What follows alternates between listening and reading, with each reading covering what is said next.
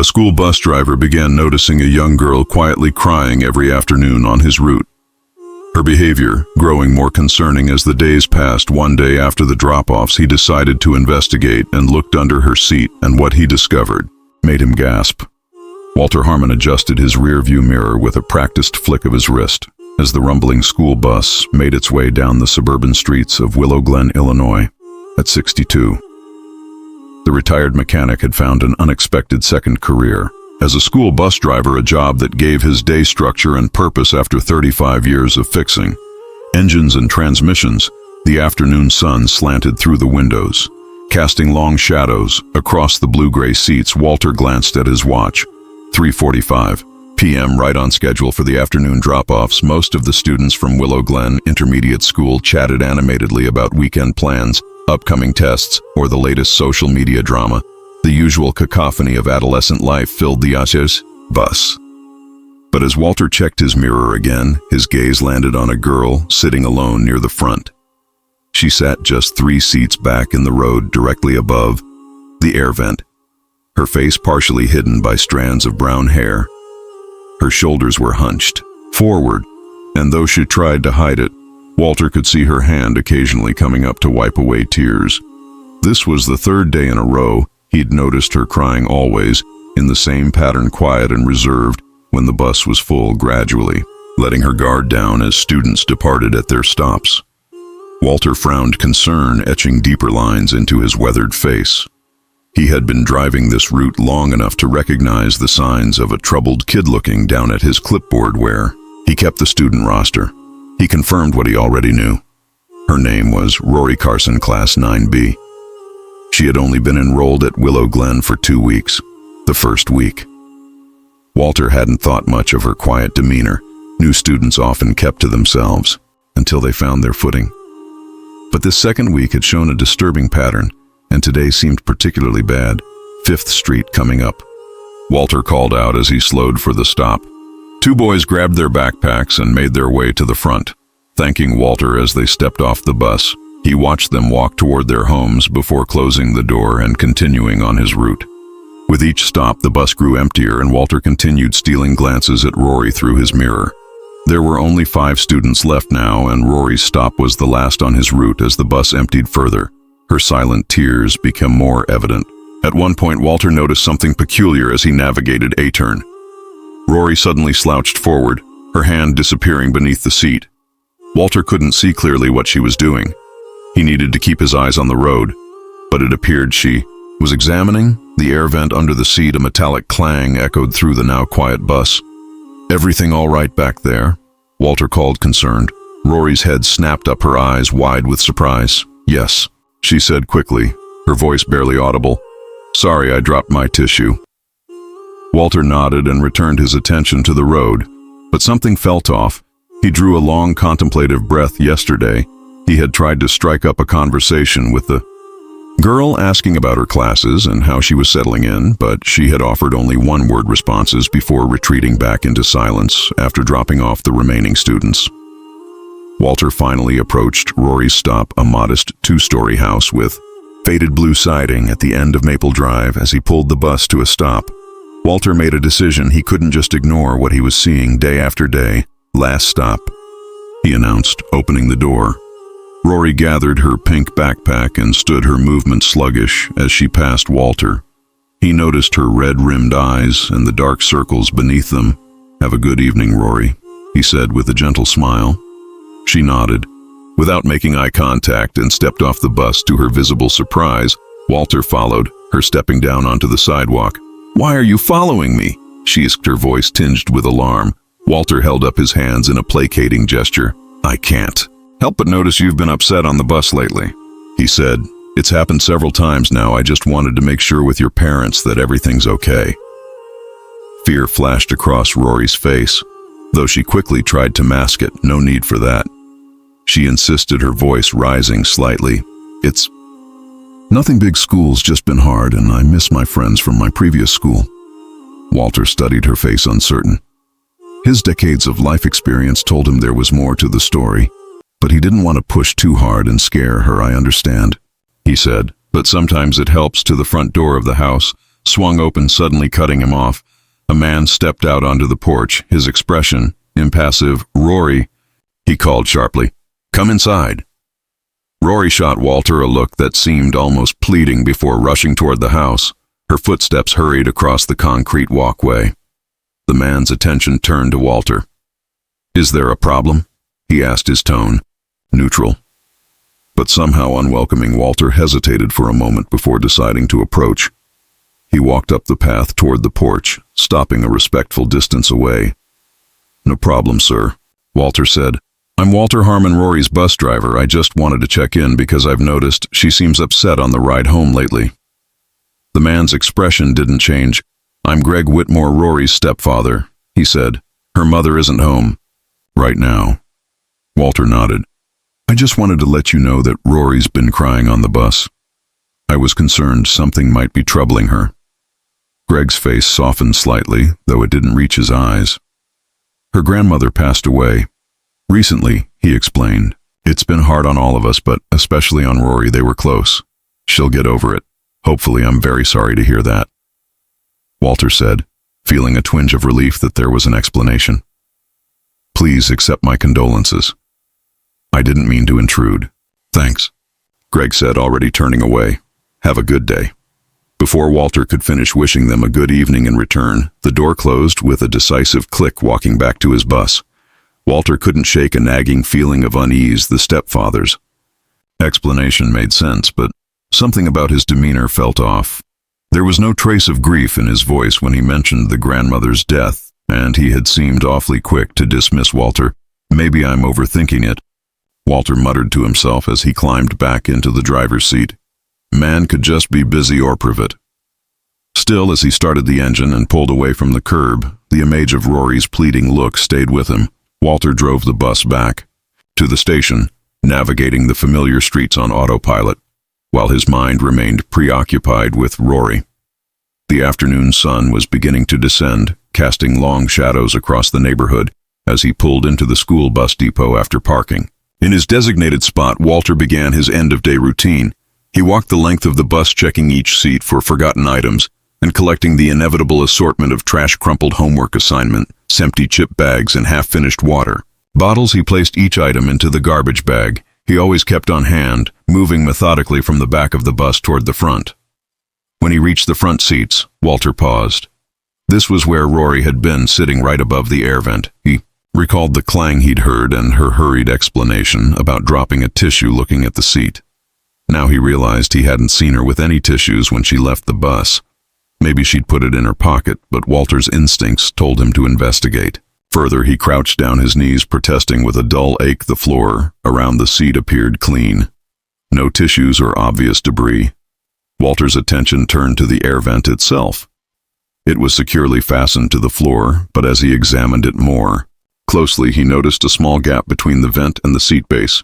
"Let's see what we have here," he murmured, reaching his fingers into the narrow space. His fingertips brushed against something smooth and unfamiliar. With some effort, Walter managed to extract a small plastic package. When he pulled it out into the light, his breath caught in his throat. It was a blister pack of pink pills, partially used. Walter turned it over in his hand, studying the unfamiliar medication. The brand name was printed on the back along with dosage information. What in the world? Walter pulled out his phone and quickly searched for the drug name online. His eyes widened as he read the search results. They were pregnancy prevention pills, birth control. Walter sat heavily in the driver's seat, staring at the package in his hand. A 14 or 15-year-old girl was hiding birth control pills under her seat on the school bus. Combined with her crying and withdrawn behavior, it painted a concerning picture. Walter took several photos of the pills with his phone, carefully documenting what he'd found and where. Then he tucked the pills into his waistbag, feeling the weight of responsibility settle on his shoulders. This wasn't something he could ignore. With slightly trembling fingers, Walter located the principal's contact information in his phone and attached the photos to a message. "Found these hidden under a seat on my bus today. They belong to a student. Please advise on next steps." After sending the message, Walter waited a moment, but no immediate response came. Growing increasingly anxious, he decided to Call the principal directly. After 3 rings, a ter voice answered. This is Principal Daniels. Hello, sir. This is Walter Harmon, bus driver for Route 14. The principal's sigh was audible through the phone. Mr. Harmon, I'm currently in a meeting with the school board. Is this urgent? I believe it is, sir. I just sent you some photos. I haven't had a chance to check my messages. Principal Daniels cut in, his voice strained with impatience. How important could it be that it can't wait until after my meeting? Walter hesitated, unsure how much to say over the phone. I found something concerning on the bus that belongs to one of your students. I think you should take a look as soon as possible. I'll look at whatever you sent after my meeting. The principal responded, his tone making it clear the conversation was over. I don't like to be disturbed. Unless there's a genuine emergency. The call ended abruptly, leaving Walter staring at his phone in frustration. He had expected more urgency from the principal, especially given the nature of his discovery. Guess I'll have to handle this myself for now, Walter muttered, pocketing his phone and gathering his belongings. Walter returned the bus key at the station office, clocked out, and headed to the parking lot where his old Buick waited. The car had seen better days. The blue paint was fading and there was a persistent rattle in the engine, but it had been with him for 15 years and still ran reliably enough. As he pulled out of the station, Walter's mind churned with indecision. He knew his route home would take him right past Rory's house. Part of him felt compelled to stop there again to show the stepfather what he'd found and ensure the girl was safe. But the memory of Greg Whitmore's dismissive attitude gave him pause. Maybe he doesn't even know, Walter reasoned aloud as he drove. Could be the girls taking them in secret. He passed the turnoff to Maple Drive, where Rory's house stood, then slowed, his car conscience nagging at him. After a moment's hesitation, he made a U-turn at the next intersection and headed back, pulling up. In front of the modest blue house, Walter took a deep breath. To steady his nerves, he wasn't looking forward to another interaction with Greg Whitmore, but his concern for Rory outweighed his discomfort. He approached the door and knocked firmly. No response came. He waited a reasonable interval before knocking again. This time a bit louder still. Nothing. Walter peered through the front window. The house was dark inside, no signs of movement or life. It appeared no one was home. Despite it being less than an hour since he dropped Rory off returning to his car, Walter pulled out the emergency contact list he kept for all the students on his route. He located Rory's information and found the contact number listed under Greg Whitmore's name. He dialed the number, but after several rings it went to voicemail. Strange, Walter muttered, hanging up without leaving a message. Where could they have gone so quickly? With a sigh, he started his car again and continued his journey home. He had done what he could for now. Perhaps the principal would call him back soon, or he could try contacting Rory's family again. Later, Walter had driven only a few miles when he spotted a familiar figure emerging from the pharmacy on Cedar Street. It was Rory walking. Alone, she looked miserable, one arm wrapped around her stomach as if in pain. Without thinking twice, Walter pulled over to the curb and got out of his car. "Rory," he called softly, not wanting to startle her.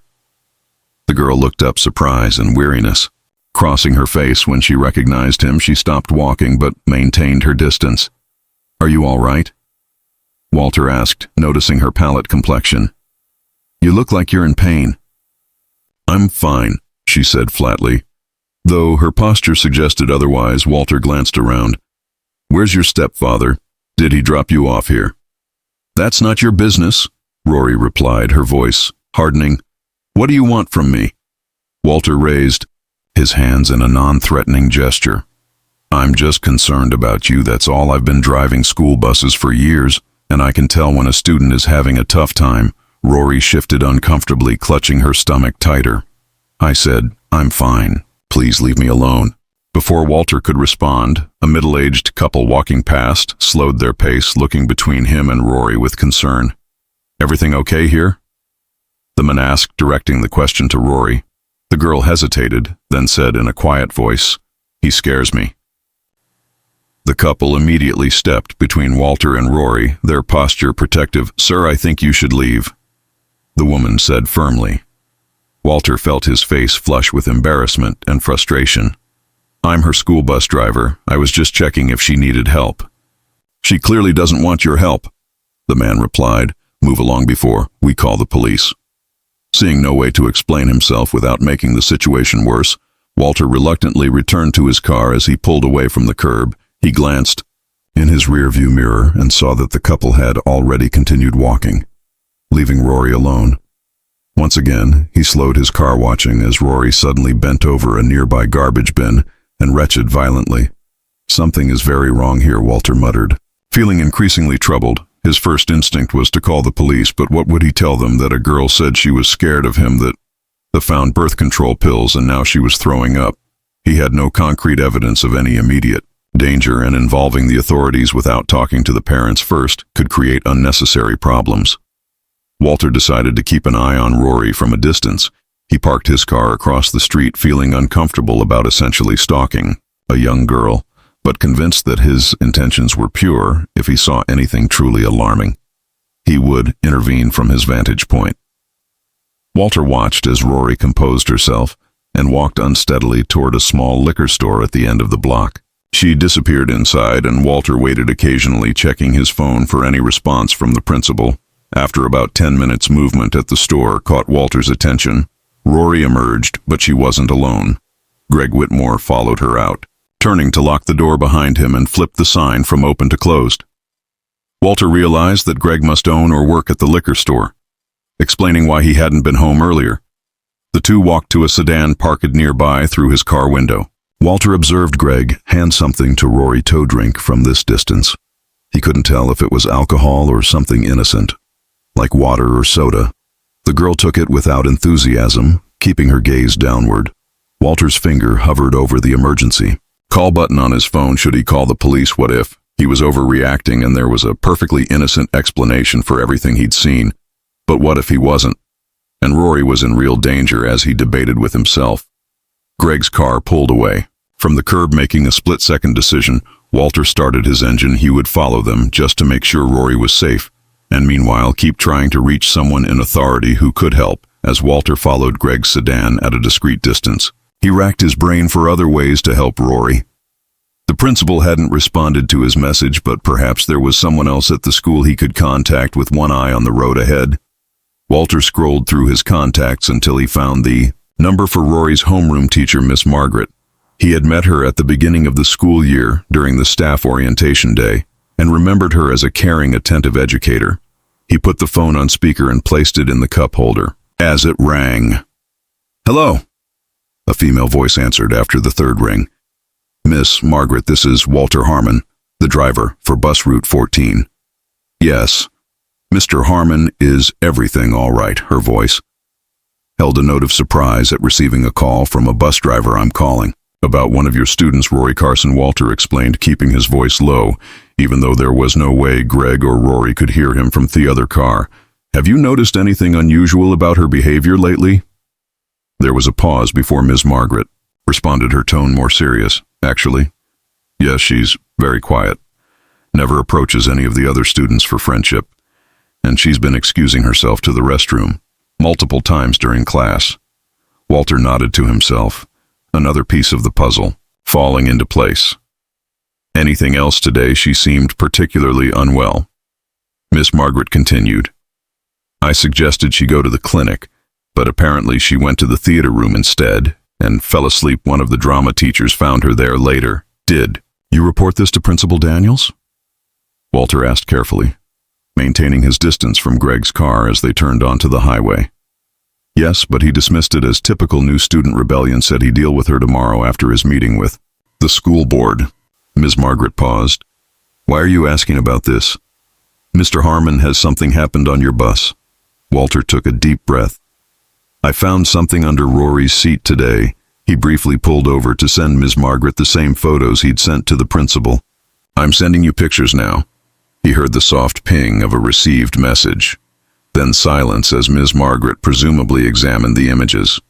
"These are birth control pills," she finally said, her voice hushed with concern.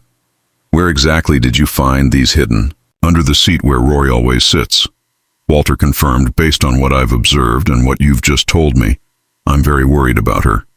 "This is serious," Ms. Margaret agreed. "The parents need to know about this immediately. I've been trying to reach them." Walter explained, describing his earlier visit to their home and his current situation following Greg's car. I'm considering calling the police, but I'm not sure if that's the right move yet. Please don't call the police just yet. Ms. Margaret urged Principal Daniels would be furious if we involved law enforcement without his approval.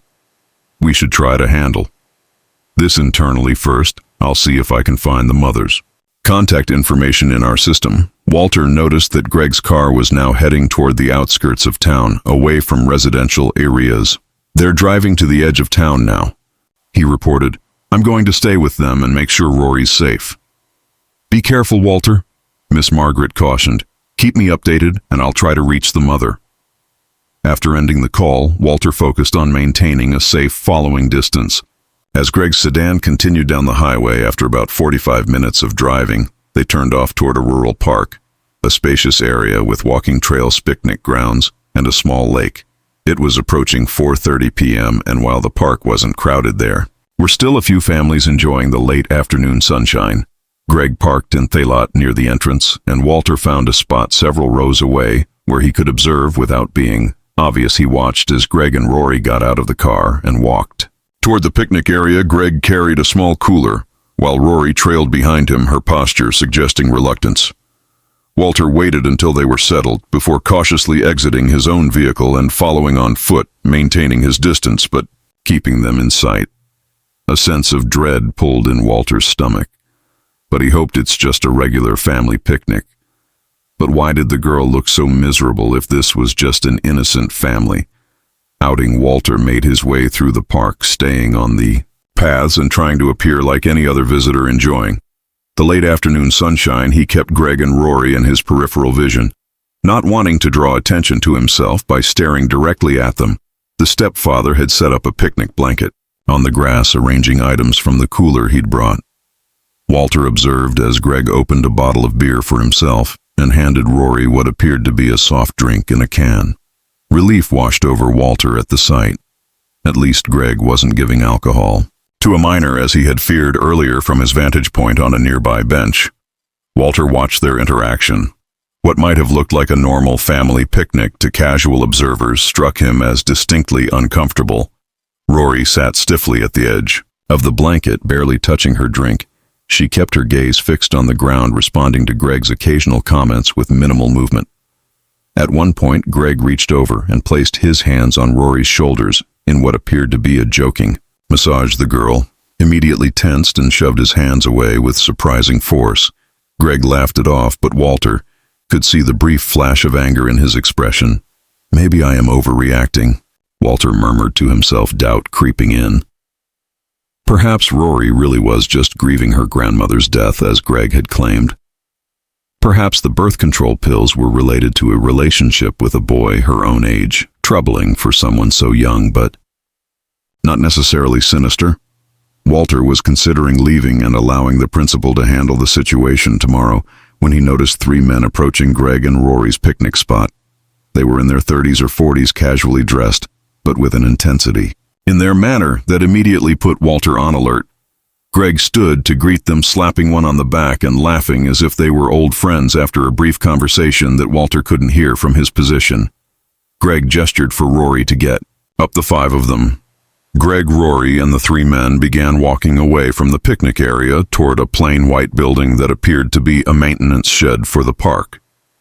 Walter's unease returned tenfold as he watched one of the men produce a key and unlock the door. There was no legitimate reason, Walter could imagine, for 4 grown men to take a teenage girl into a locked shed in a secluded part of the park.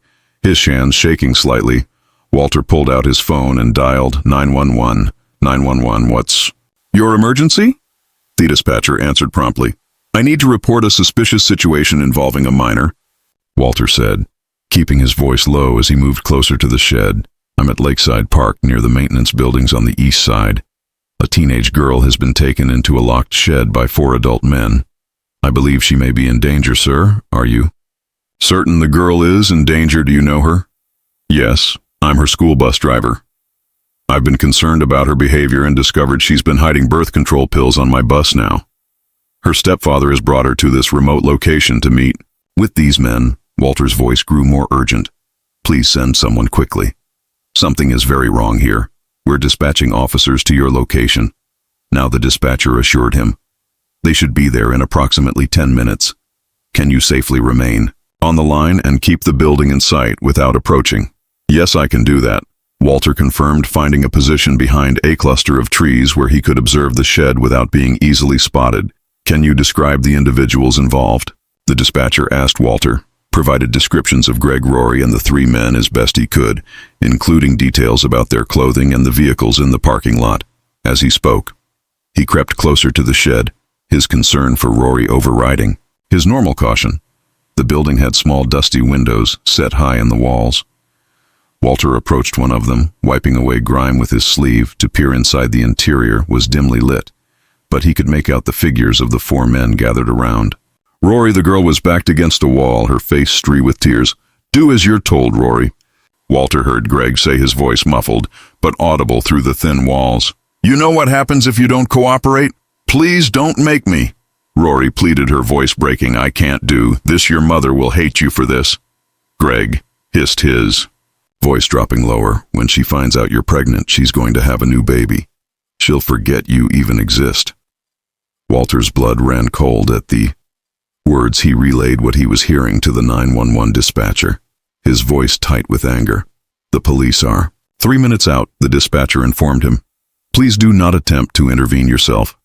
Walter was about to respond when he felt a hand on his shoulder. He startled, nearly dropping his phone as he turned to find two men in running clothes standing behind him.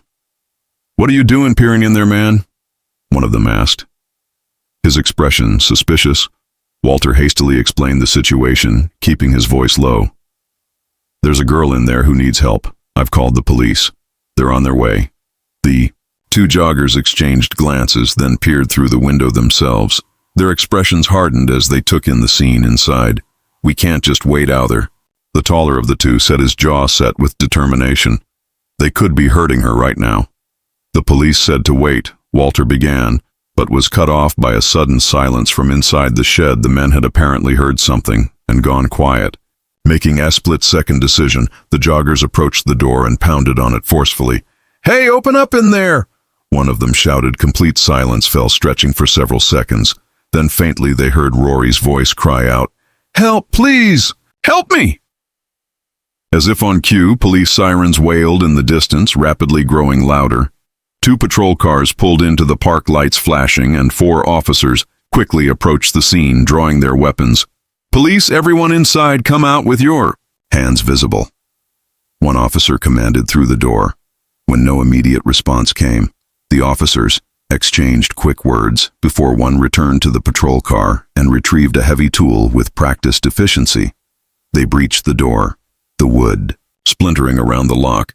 "Hands up on your knees now," the officers shouted as they entered the shed. 3 of the men immediately complied, dropping to their knees with their hands raised. But Greg remained standing near Rory, who was huddled on the floor. "Step away from the girl," an officer ordered, his weapon trained on Greg's face contorted with defiance. "This is all a misunderstanding." He insisted, not moving from his position over Rory. "Last warning," the officer said firmly. "Step away now, or we will use force with deliberate slowness." Greg reached for a bottle of alcohol on a nearby shelf. "You don't understand," He began, his hand closing around the neck of the bottle. "Drop it." Several officers shouted in unison, "Drop it now, or we will shoot." For a tense moment it seemed Greg might try something desperate. Then with a curse he let the bottle fall back onto the shelf and raised his hands. "On your knees," the officer directed again. Finally Greg complied, sinking to his knees. Officers moved in quickly to secure him with handcuffs as they led the men out one by one. Greg's gaze locked on Walter, standing outside, his face twisted with rage, and with a sudden burst of strength he lunged toward Walter, nearly breaking free from the officer's grip. This is your fault," he shouted, attempting to headbutt Walter before the officers restrained him fully. Walter stepped back, shock coursing through him at the man's violence. He watched as the officers secured Greg in one of the patrol cars, the man still hurling obscenities. Through the window inside the shed, Rory remained huddled on the floor, her arms wrapped protectively around herself as an officer gently approached her. Within 20 minutes of the arrests, the quiet park had transformed into a flurry of official activity. 2. Additional police cars had arrived along with an ambulance and a vehicle carrying a social worker yellow crime scene tape. Cordoned off the area around the shed, and officers were taking statements from Walter and the two joggers who had helped intervene. The paramedics had guided Rory to sit at the back of the ambulance, where they were checking her vital signs and offering her a blanket. Despite the mild evening temperature, a female social worker sat beside her speaking in gentle tones that Walter couldn't hear from where he stood. Walter watched as the two joggers finished giving their statements. They nodded to him as they departed, one giving him a respectful thumbs up. Walter felt profound gratitude for their intervention. Strangers who had chosen to get involved when they could have simply walked away as the police finished recording his own statement. Walter saw Rory glance in his direction. Her eyes, still red from crying, held a new expression, tentative gratitude. She said something to the social worker, who nodded and motioned for Walter to approach. Walter walked over slowly, not wanting to overwhelm the girl after all she had been through. "Thank you," Rory said quietly. As he reached the ambulance, her voice hoarse from crying, Walter nodded, his throat tight with emotion. "I'm just glad you're safe now."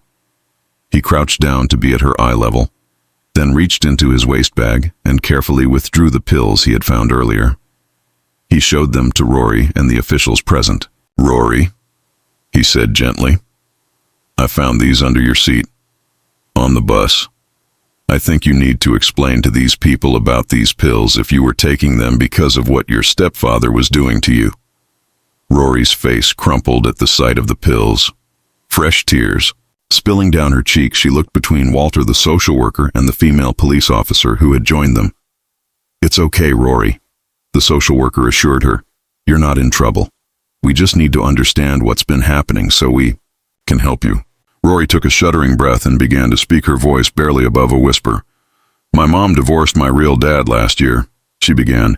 "He got in trouble with the police for fraud or something. Then Mom met Greg and she got pregnant pretty quickly." Rory paused, rubbing her arms as if cold. "Despite the blanket, Mom's been gone for 2 weeks now. She's staying at my grandmother's house because it's our family tradition. She wanted to give birth there and stay for a month to take care of the baby." The social worker made notes as Rory spoke occasionally, nodding encouragingly. "When did Greg start hurting you?" the police officer asked gently. Rory's gaze dropped to her hands. "A month ago," she whispered. "He started coming into my room at night. When I was sleeping, I was so scared. But he told me if I told anyone, especially my mom, he would kill us. And the baby too." Her voice broke, so I just kept quiet all the time. "And the pills?" Walter prompted softly, gesturing to the birth control package. "I started feeling sick in the mornings," Rory continued. "One of the girls at school noticed and told me I should get pregnancy prevention pills. I didn't really understand, but she said they would help me not get pregnant, so I bought them with money." I had saved. The paramedic exchanged glances, with the social worker both looking concerned. "Rory," the paramedic said, carefully, "if you were already feeling sick like morning sickness, then prevention pills wouldn't help. They're meant to prevent pregnancy before it happens, not end one that's already begun." Rory looked up, confusion and fear in her eyes. "I didn't know that. I thought they would stop the sickness. Someone found them in my backpack at school," she continued, "so started hiding them under the seat on the bus where I always sit." The police officer placed a gentle hand on Rory's shoulder. "Rory, we're going to need to contact your mother and your school, and we'll need to have a doctor examine you to determine if you're pregnant." "No, please," Rory begged, fresh panic in her voice. "I don't want this. I can't be pregnant. My mom will hate me." "Your mother won't hate you," the social worker assured her. "None of this is your fault, Rory. Your stepfather is the one who did something terrible, not you." "We need to talk to your mother," the officer said firmly but kindly. "This isn't something we can keep from her." Rory's shoulders slumped in defeat as she nodded, tears streaming silently down her face. Walter watched the interaction with a heavy heart. He had seen troubled kids before in his years as a bus driver, but nothing like this. He cleared his throat, drawing the attention of the officials. "If it's all right," he said, "I'd like to accompany Rory to the hospital.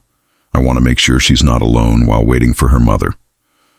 The social worker considered this for a moment, then nodded. "That would be fine, Mr. Harmon. We'll need to take your statement at the hospital as well."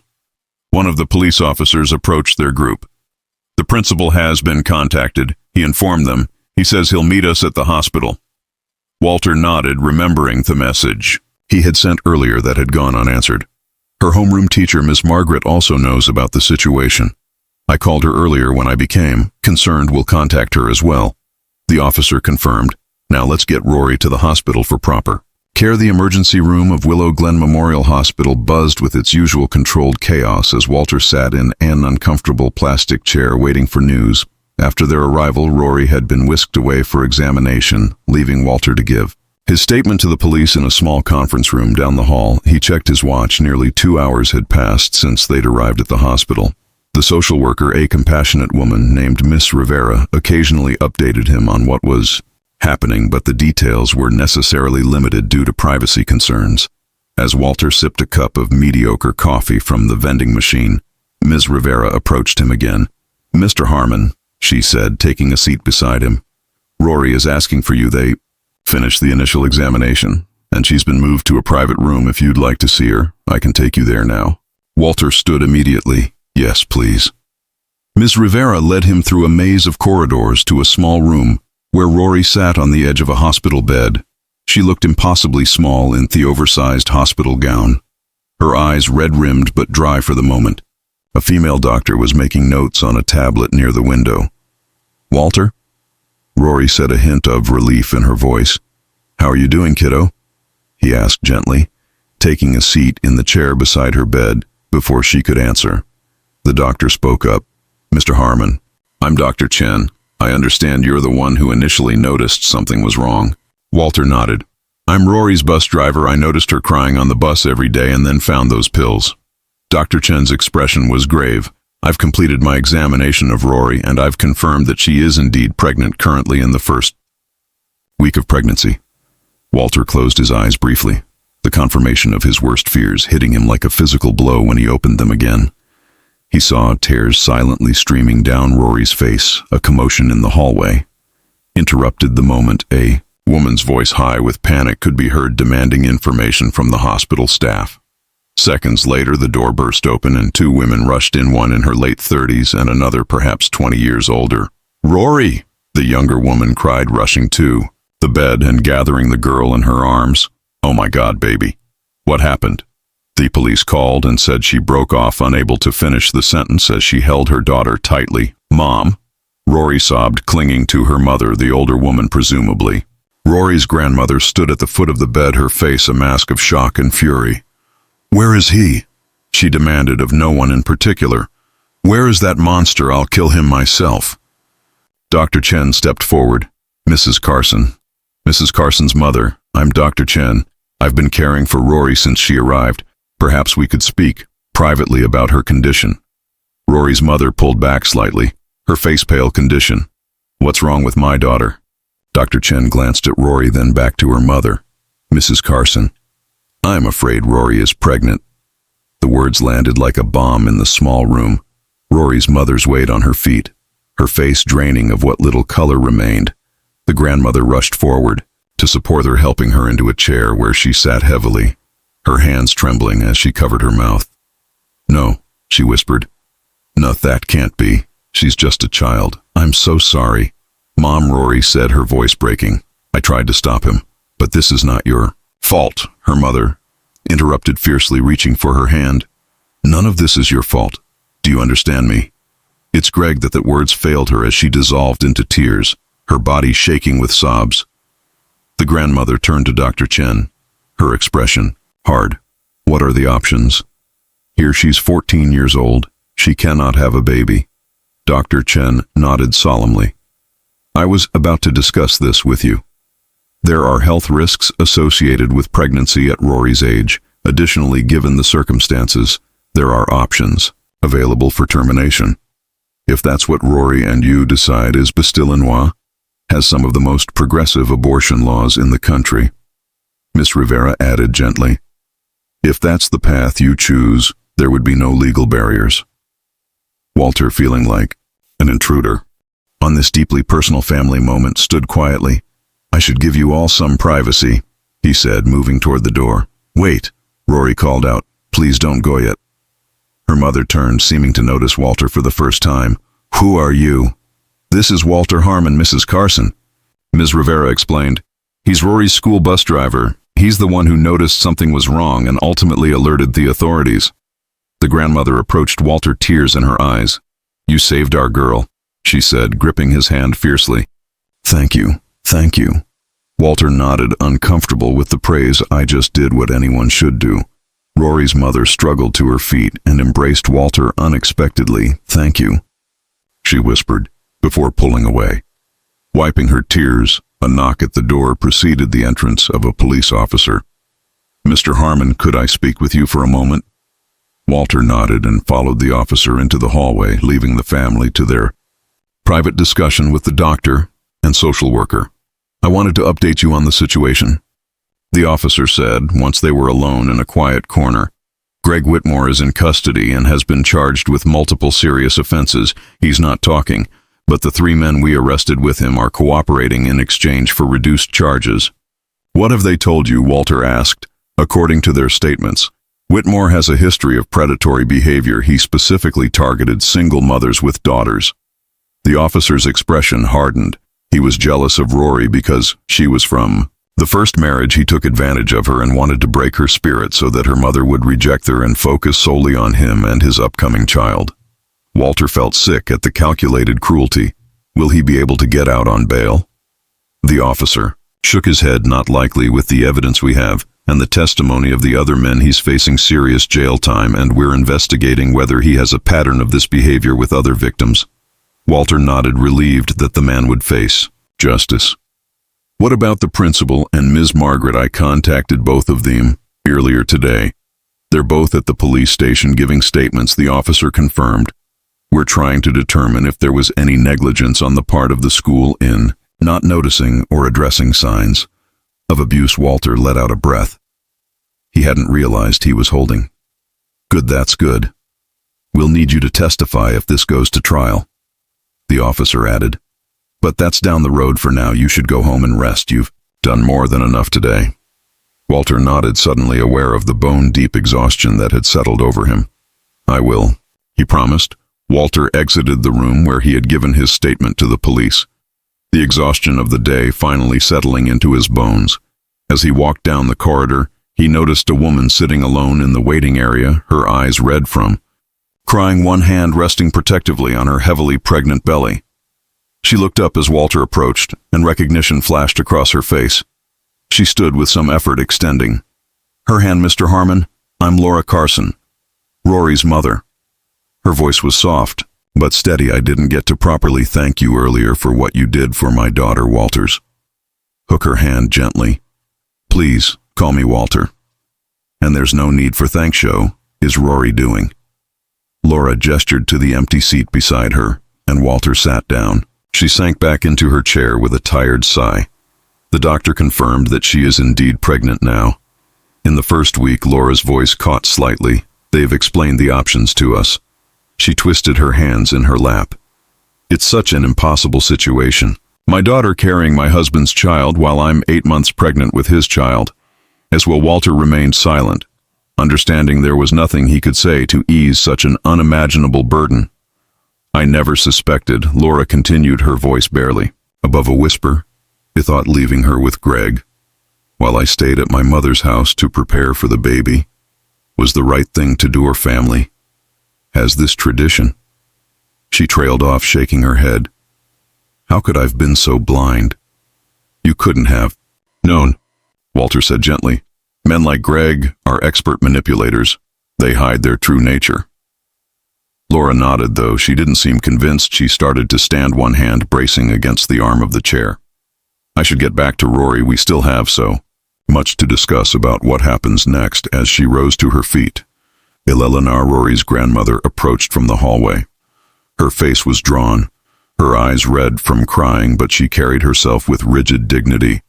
"Laura, Rory is asking for you," she said, then turned to Walter. "Mr. Harmon, I don't believe we've been properly introduced. I'm Eleanor Parker, Rory's grandmother."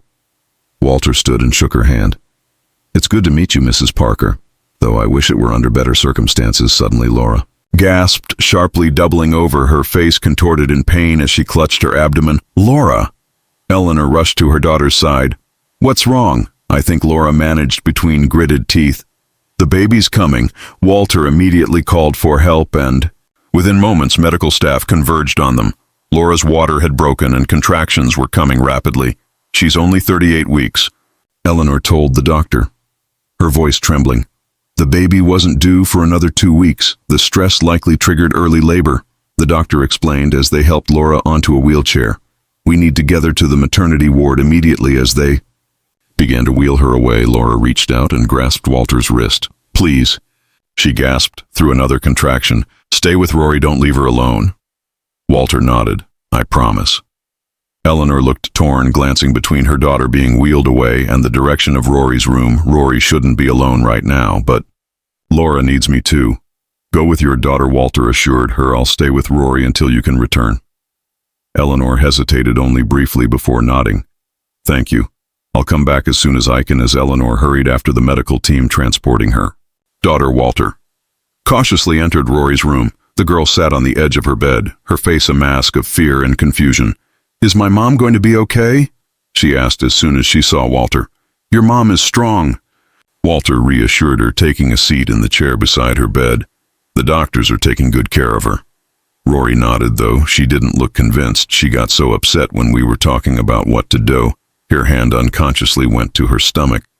"Grandma was saying I should keep it, that we could say it was someone else's, a boy from school or something." Walter kept his expression neutral, though inwardly he was troubled by the suggestion. "What did your mom say?" "She got really angry, said she wouldn't let me sacrifice my life or carry that reminder forever." Rory's voice dropped to a whisper.